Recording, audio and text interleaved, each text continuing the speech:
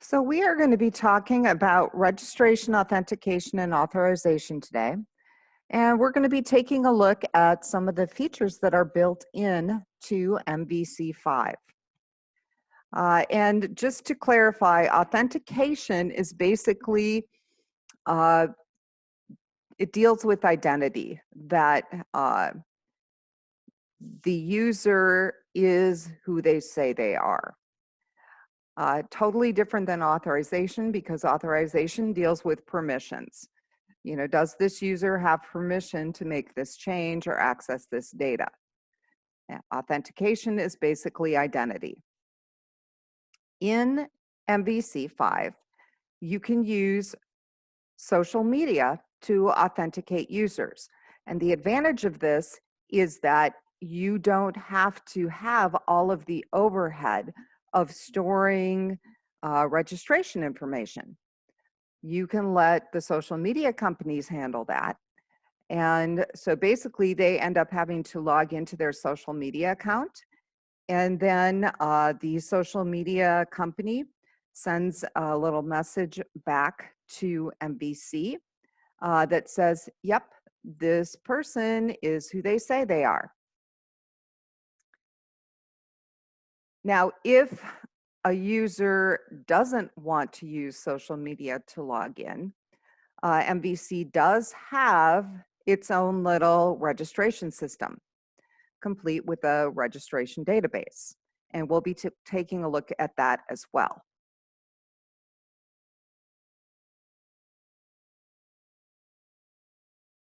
So the reason that we can use social media to authenticate is because of OAuth 2.0, and OAuth is open authorization.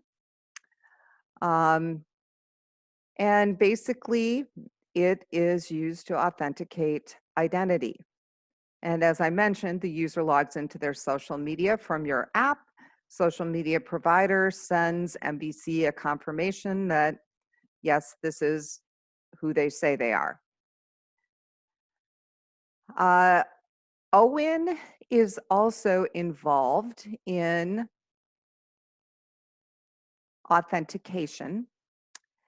And basically, it allows you to authenticate using other social media accounts, ones that aren't built in to MVC.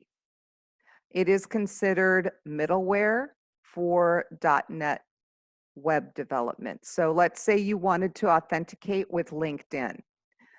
LinkedIn is not built into MVC5. So in order to authenticate with LinkedIn, you have to go through a couple additional hoops. You have to pull in OWIN. And once you pull in OWIN using the NuGet package manager, you'll have to add some commands, but you will be able to authenticate with LinkedIn.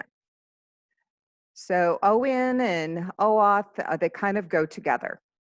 And they are basically used to authenticate our users. So what we're going to work on is creating a new app. And the reason we're going to create a new one and not use an existing one is because we're just going to keep it super simple. Because today's lesson involves registration, authentication, and authorization. And we don't want a real busy app when we're focusing on those things. So the next video will show you how to create the app.